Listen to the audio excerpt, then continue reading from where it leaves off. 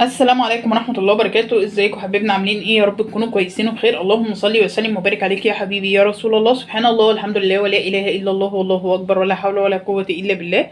ما تنسوش تشتركوا في القناة وتفعلوا الجرس عشان يوصلكوا كل جديد، وتعملوا لي لايك وتسيبوا لي كومنت. النهارده هنقدم لكم طريقة المكرونة المحمرة وبطاطس محمرة بردك وبانيه مقلي. تمام كده.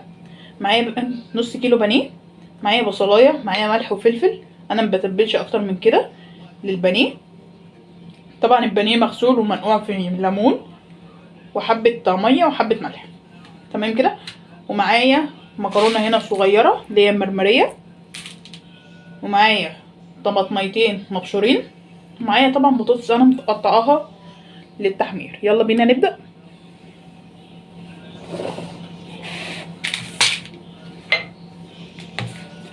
هنزل بالبصل،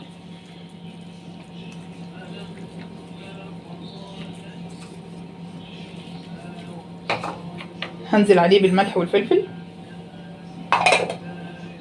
طبعا انا مش مكتره الملح فيه عشان البقسماط بتاعي بيبقى فيه ملح. تمام كده. اللهم صل وسلم وبارك عليك يا حبيبي يا رسول الله. سبحان الله والحمد لله ولا اله الا الله والله اكبر ولا حول ولا قوه الا بالله.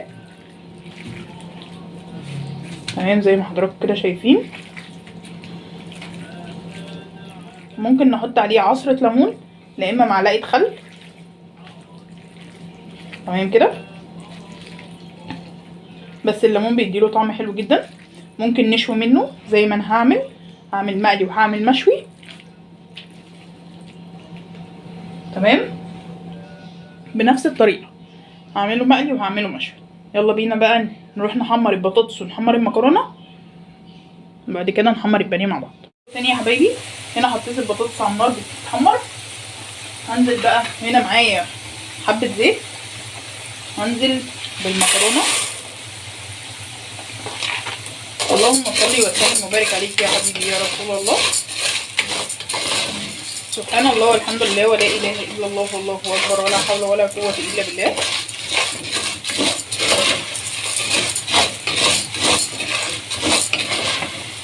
طبعا للتوابل اللي احنا هنحطها للمكرونه هو ملح وفلفل اسود وحبه مرقه دجاج فوريه، بس مش بحط اكتر من كده، او مكعب مرق. تمام. بس بعد ما تتحمر ونحط عليها الطماطم وتتشوح، بعد كده هنزل عليها بالميه والتوابل بتاعتي.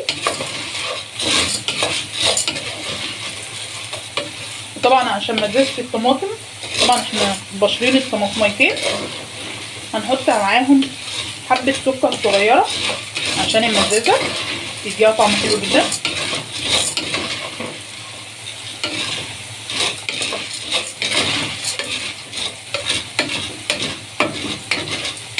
اللهم صل وسلم وبارك عليك يا حبيبي يا رسول الله.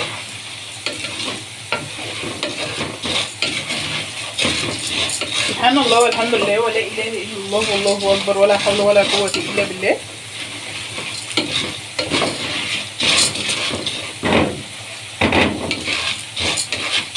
تمام كده.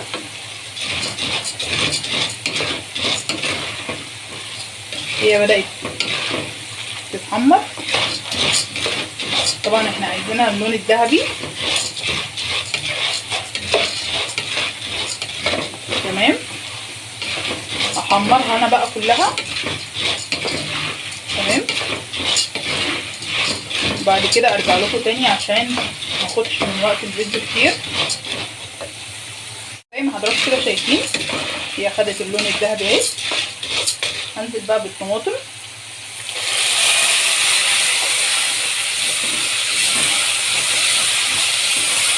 اللهم صل وسلم وبارك عليك يا حبيبي يا رسول الله. سبحان الله والحمد لله ولا اله الا الله والله اكبر ولا حول ولا قوه الا بالله.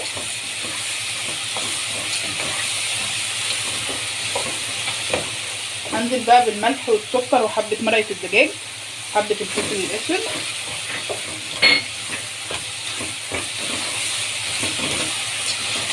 تمام. طبعا البطاطس بدأت اللي هي تتحمر اهي. تمام كده.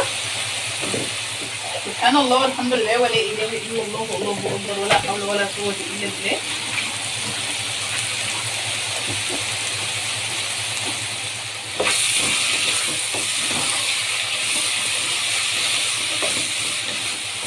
بتكون طعمها حلو جدا من غير صلصه. احنا حاطين بس فيها الطماطميه او على حسب الطماطم اللي انت حطاها. هنزل بقى بالميه.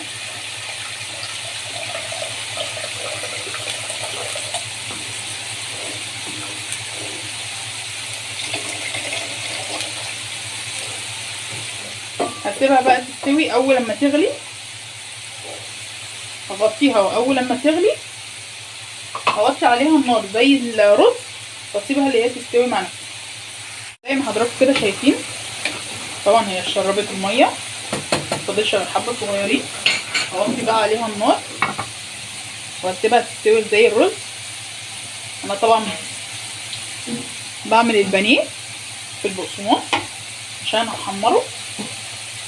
اخلص كل الكميه. طبعا حطيته في الاول في البيض وبعد كده في البقسماط. البطاطس الطاسه الثانيه اتحمرت اهي. هطلعها واحط البانيه تاني يا حبايبي. هنا معايا الزيت. احمر بقى البانيه. اللهم صل وسلم وبارك عليك يا حبيبي يا رسول الله. معايا بقى هنا الطاسه الثانيه فيها قطر زيت صغير، قيمه معلقتين زيت عشان اشوي فيها البانيه.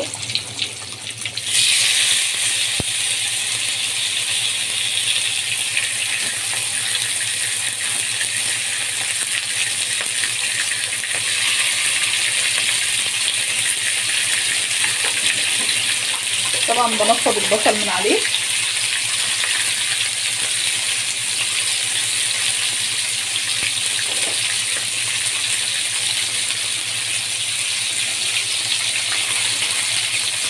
تمام كده. اللهم صل وسلم وبارك عليك يا حبيبي يا رسول الله. سبحان الله والحمد لله ولا اله الا الله والله اكبر ولا حول ولا قوه الا بالله.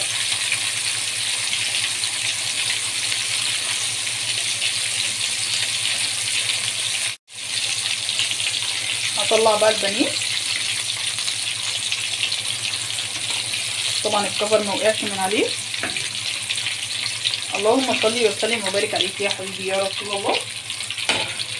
سبحان الله والحمد لله ولا اله الا الله والله اكبر ولا حول ولا قوه الا بالله.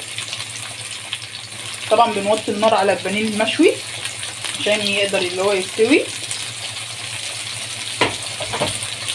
تمام كده اهو.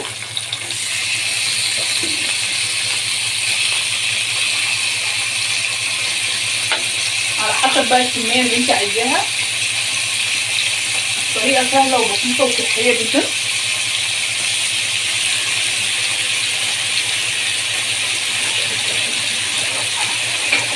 طبعا المكرونه معانا اهي خلاص بدات اللي هي تستوي، تخش في السوا. هي شربت الميه كلها. تمام. هخلص بقى كل الكميه بنفس الطريقه وبعد كده ارجع لكم تاني في الشكل النهائي. وكده حبايبنا الشكل النهائي للمكرونه بتاعتنا والغدا بتاعنا كله. طبعا المكرونه والبانيه والبطاطس والبانيه المشوي اهو مستوي. طبعا والبانيه المقرمش اهو. والمكرونه طبعا مفلفله اهي. اللهم صل وسلم وبارك عليك يا حبيبي يا رسول الله. سبحان الله والحمد لله ولا اله الا الله والله اكبر ولا حول ولا قوه الا بالله. ما تنسوش تشتركوا في القناه وتفعلوا الجرس عشان يوصلكم كل جديد، وتعملوا لي لايك وتسيبوا لي كومنت. والسلام عليكم ورحمه الله وبركاته.